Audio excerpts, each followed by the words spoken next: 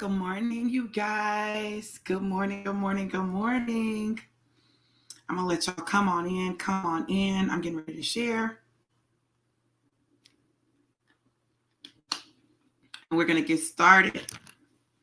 Today is day one of Forward Focus 21 days to set focus and propel you into destiny of the fast. And so I want to make sure that we get off to an amazing start. I'm so grateful to God that we get to start today. And I'll tell you why in just a minute. But go ahead, share this broadcast. Share the broadcast. Good morning, Stacy. How are you, gorgeous? Good to see you this morning. Go ahead, share the broadcast. Share the broadcast. Be sure to share the broadcast. And let me know who's here and where you're tuning in from. Let me know who's here and where you are tuning in from. Super excited for today. Today is day one.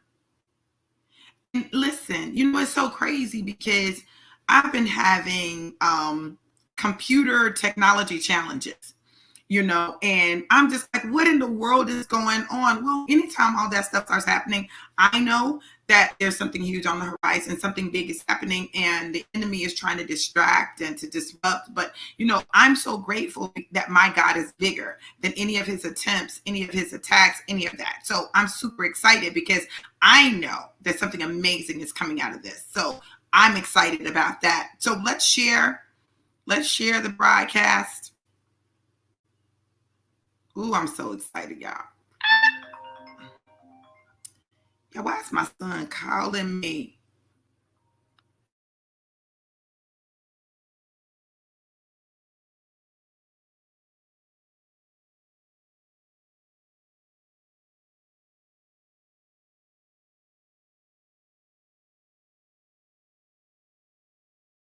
All right, bye.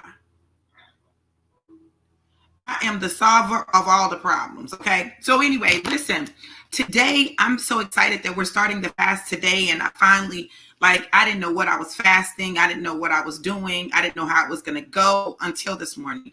And, God and I had a whole conversation and, he knows me. He knows how I operate. He knows what I want and what I don't want. He knows all that. And, I'm excited because, and I'm going to tell y'all what my fast is. Now, this is what I encourage you to do. Seek God for your fast, what he wants you to fast, right? So my fast is going to be a 6 a.m. to 6 p.m. No solid food, right? No meat, no salads, none of that. It's going to be liquids, juices, and smoothies, right? So anything that I do has to be in a liquid form, right? It has to be in a more liquid form. So y'all pray for me as I pray for you, because that's going to be challenging. But what God told me was that he is jumpstarting me. He's jumpstarting me because, I've got some goals, some things that I want to accomplish. And he said, I'm getting ready to jumpstart you. So this is a jumpstart. So this is about my physical. This is about my mental. This is about my spiritual. This is about my financial. This is about my emotional. He is literally jumpstarting me. And so now he is purging me. Why do my children keep calling me? Listen, y'all. Yeah, listen, it's serious. Alicia.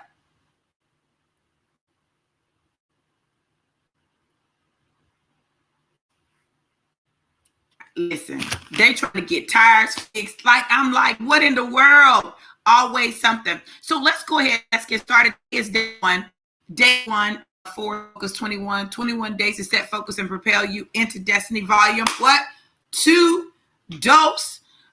So we're gonna go ahead and we're gonna get started. Oh my goodness, these kids. Lord.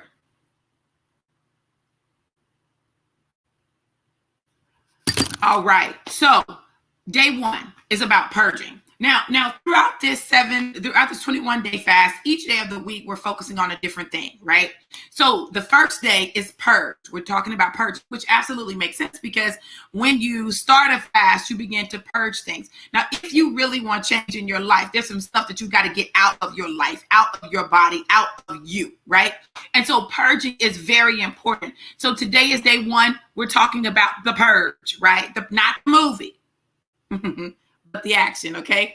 So the scripture comes from Isaiah 1:24-26. In fact, let me just pull it up.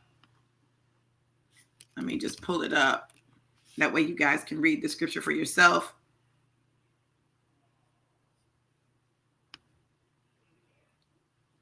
Okay. Isaiah 1, or the prophet Isaiah 24-26. And I'll share my screen with you guys so that you can see it. Well, first of all, I'm going to make it bigger because, listen, I don't know who told them that that's big enough, but that is not big enough, okay?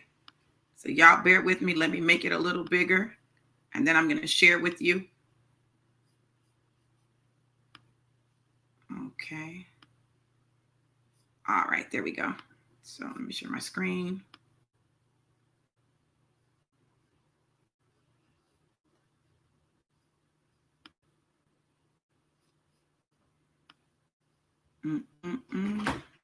I'm on live. Yes, you can. Huh? I can't what? Go get Alicia. You're rapping? Adam told me. Oh my goodness. Yeah, what is going on? What? Okay. Like, what is, they've changed some things. Oh my goodness.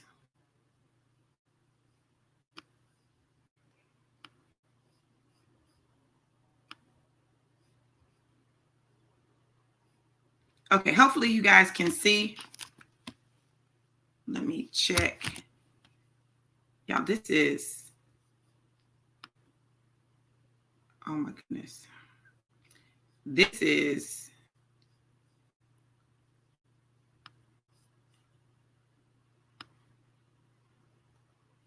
okay. So Isaiah 1:24-26. Therefore the Lord of heaven's armies, the mighty one of Israel says, I will take revenge on my enemies and I will, is that right? Hold on. Let me see, y'all. Hold on. Okay. I will take revenge on my enemies and pay back my foes. I will raise my fist against you. I will melt you down and skim off your slag. I will remove all of your impurities. Then I will give you good judges again and wise counselors like you used to have. Then Jerusalem will again be called the home of justice and the faithful city. You all listen. God is desiring to melt us down and skim off our slag, those impurities, so that he can remove them. See, if he can't remove the impurities, what's going to happen is what he does next, or what he desires to do next, is going to be tainted. It's going to be tainted because of the impurities that still are existing inside of you. So when he melts us down, oh my God, I wish somebody would catch that in the spirit. When you feel like you're in the process of having a meltdown, when you feel like it's just too much, when you feel like you're trying to figure out, God, what are you doing? When you feel like that, understand this, that God is literally allowing a meltdown so that you can see what he's doing. He is literally allowing what seems like a meltdown for him to remove the impurities from your life. I told you guys just the other day that I felt like I was about to lose it. Like I felt like quitting. I wanted to quit. Like all of those things, that's a part of what looked like a meltdown. It looked like a meltdown, but it was not a meltdown. Like it wasn't for my destruction. It wasn't to take me out. It was simply God's way of saying, hey, I need you to get out of the way. I need you to get out of the way so I can allow some things to come up. Fear, anxiety, insecurities. I need that stuff to come up so I can remove it. And once I remove it, then you can get the good stuff I have for you. Then you can be restored to the place that I have for you then. But first, I got to allow the meltdown for the stuff that are impurities to come up for me to wipe them off. Remove it like slag, right? What slag? Slag is the stuff when they are melting down, I think it's silver or gold, one of them.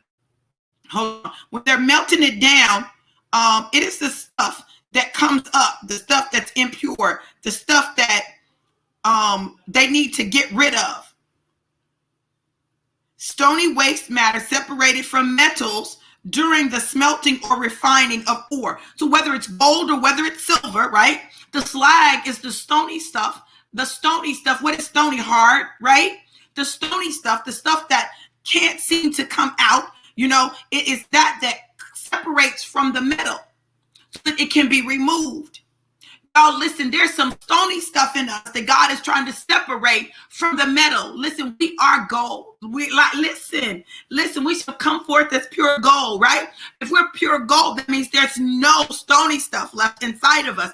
That means that whatever stony needs to be broken up. It needs to be heated to a temperature where it rises to the top and then it is removed. So that what's left is the purity of who God has created us to be, the purity of love, the purity. See, what God is trying to do is get us back to a place of purity,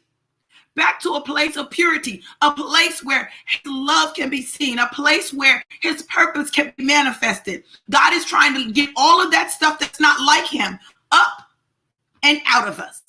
All of that. He wants all of that. He wants the unforgiveness. He wants the hatred. He wants the jealousy. He wants the envy. He wants the resentment. He wants all of that up and out of us so that he can show us forth as pure gold. So listen, when we're talking about purging, this is what the devotion says for today. The reality is that the purge costs. In the pandemic, we know as the coronavirus or COVID-19, we have seen a lot of loss. We have seen many lives lost. We have seen many businesses lost. We have seen education as we know it lost. And the list continues to go on and on. Now, don't get me wrong. I'm not saying that Corona is a judgment from God, but I am saying that he has allowed it. It is time for us to stop assuming that God only works in the things we consider good. No, this God I know uses all things to accomplish his good and perfect will concerning us. So let's talk about the perfecting that God does in our lives. Perfect is defined many ways. Hebrew word for perfect is tamid. It means whole, entire, sound, and or complete. We have to understand is that even in this passage of scripture in Isaiah 1, some things had to be made whole again. You see, if you read before this text, starting at about verse 19, then you will see that God is having a whole conversation about his people, his land, and his way. What do I mean by his way? It's simple. God was responding to the actions of his people and their lack of adherence to what he gave them to protect them and to prosper them. Instead, they were doing any and everything. And he needed them to understand that there were consequences for the choices that were being made. In fact, verse 19 starts with a blessing. He says that if you obey me, you will have plenty to eat or eat the good of the land in the King James Version. So if God started with a blessing, then how did we find ourselves in a place where he's talking about enemies and foes? Revenge and payback, raising fists, melting down and skimming off. Whew, that's a lot going on right there. God desperately wanted to bless his people, but because of their obedience and unwillingness to turn from the things, people, and desires that took them out of his will, his hand was forced. Not forced to destroy them, but forced to turn up the heat on them. So the dross or impurities or slag could be brought to the surface to be revealed and removed. You see, that's what purging is all about. When you purge, you get rid of impurities or something that does not go well in your body. Wow. I wrote this, and when I wrote this, my daughter was 6 months pregnant. But there would be times when she would eat something and it wouldn't sit well with her. It wouldn't go well with her, and she would have to purge it. Not because it didn't taste good, not because she didn't like it, and not even because she was allergic to it. She ended up purging because there was something about it that just didn't sit well with her pregnant body. The interesting thing is that she hates purging, hates throwing up. She hates it with a passion, and if she could avoid it, then she definitely would. But here's the kicker. She had absolutely no control over when she purged. Catch that in the spirit. There are times when we likewise have no control over when we purge. My God, see, now I see why God got me doing this today. Listen, while some purges are optional, we choose if and when we do them. We're in a season of mandatory purges, mandatory stay at home, mandatory social distancing, mandatory school and business shutdowns, mandatory face your family, mandatory face your life, mandatory face yourself, which is also a mandatory face God. Now, what do you do when you must deal with the things you avoided? You must face the relationship problems you hid by working long hours to stay away from home and away from your mate. You must face your children and their learning when you relied on the teacher to fix that and fix them. What do? You purge. As we take this journey, it's fitting that we start day one with the thing that is probably most challenging in our journey, purging. So open up your mind, heart, and spirit. Begin to evaluate each of them and let go of the things that do not serve you. Let go of the things that you've been holding on to just in case one day you had an opportunity to use them. Get rid of the negativity that has plagued you and caused you to doubt who and whose you are. It will be gross, nasty, overwhelming, and frightening. But do it anyway. Purge until there's nothing left to get rid of. Empty yourself so that when you allow the God in you to refill you, there is room in your new wineskin. Although purging is challenging, it is a necessary part of your process. And what better time to do it than right now? So let the purge begin. You all, if I could say anything to you or encourage you to do anything, it would be that. To purge. Look, there go the light. Everything want to act up. What in the world? Listen, y'all. I don't care. I don't even care. Listen, this is what I know. I know that what God is doing in this season requires a purge. And whatever that looks like, that's what it looks like. It requires us getting rid of stuff that maybe we've been trying to hold on to. Okay, God, I hear you. All right. It requires us allowing him to pull things up and out of us. It requires more than just what we normally do. This is not a season of normal. This is a season of mandatory. See, this fast for me was not optional. It's mandatory. It's mandatory for me to get where God is taking me. It's mandatory for me to get what he has for me. It's mandatory for me to get the clarity he desires for me. And it's mandatory so the stuff that's still in me that he wants to get out can be brought to the surface and removed. You see, it's in those times that we discover the most about ourselves. And as we discover more about ourselves and we discover those things that, we've held on to, those things that we have failed to release, those things that we thought were necessary, those things that were our crutch, those things. Listen, God is saying, now it's time to purge, to let that go. So when you let it go, know that this time, when you let it go, this is a permanent release.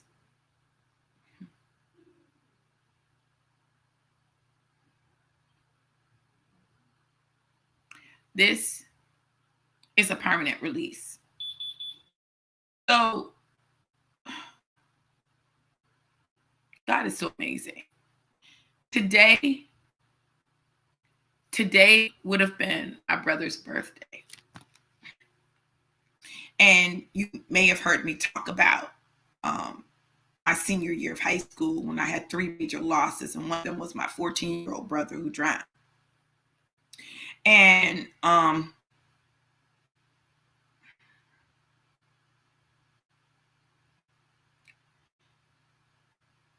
every year around this time, around his birthday, my grandfather's birthday was the second it begins to get a little challenging for me. That's kind of been my pattern. And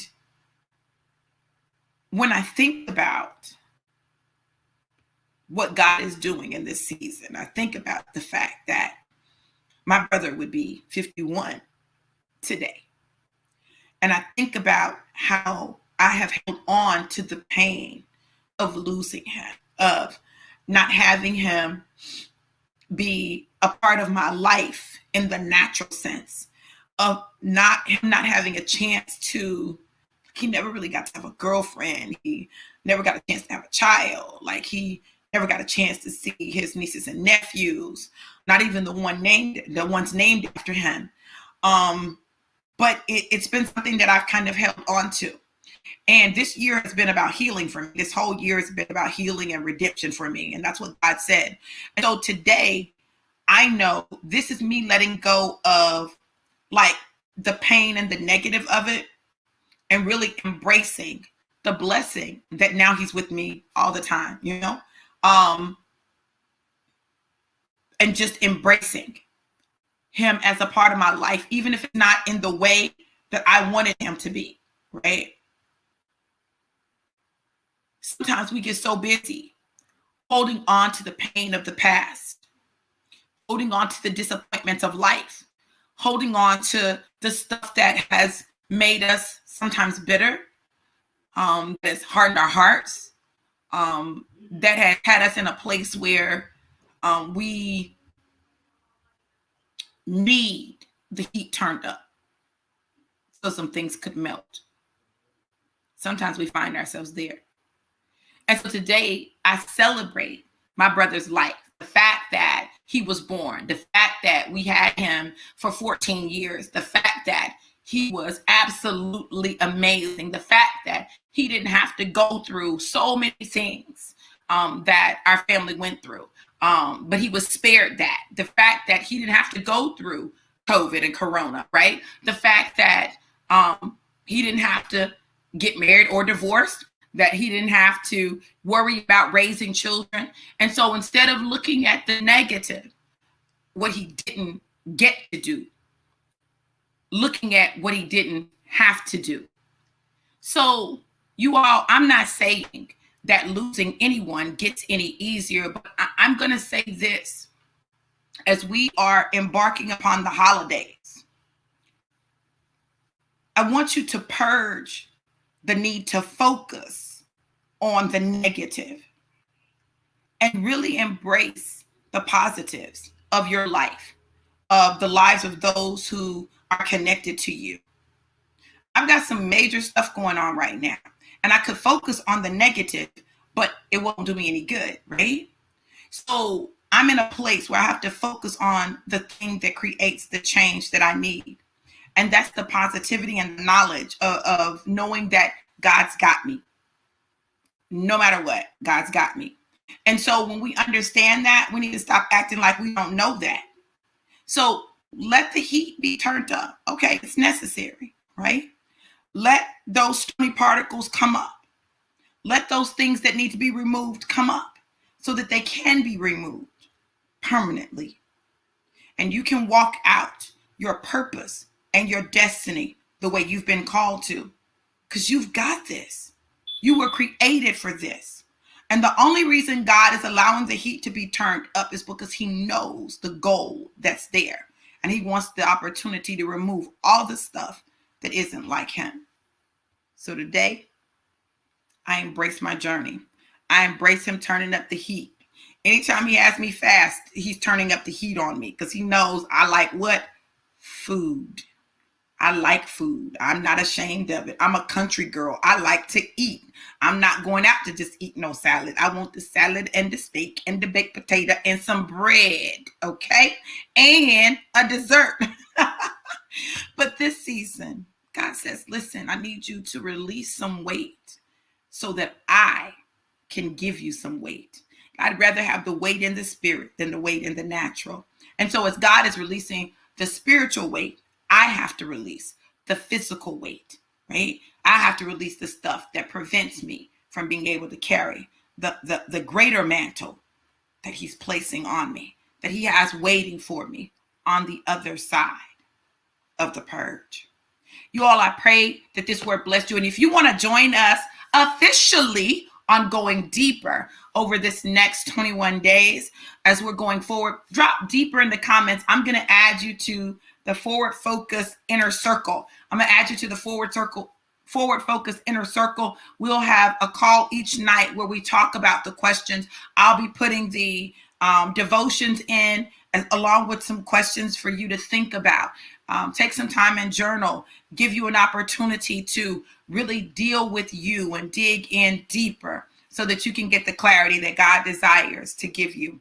Listen, I know this. I know that God is doing a new thing, and I intend to behold every bit of it. So that means that I got to get rid of some stuff so I can carry some new stuff. God is so amazing. Like, I'm just like, okay, God, I hear you. I hear you. Now I got to do a whole, y'all, I'm getting ready to be in my closet. I'm going to be bagging stuff up and dropping it off. Listen, do you see what I'm saying? You see how he does me? I wasn't trying to do all that today, okay? But it looks like God has a plan, right? All right, Kimberly, I'm going to add you. I've sent invitations. If you've placed deeper in there before, I sent you an invitation to join the group. If you didn't get an invitation, make sure you inbox me so that I can make sure that I get you in the group. Listen, you guys, I love you guys to life and life more abundant. Decide what you're going to fast. Make that sacrifice so that you can get to your promise. I love you guys. Be blessed. Mwah.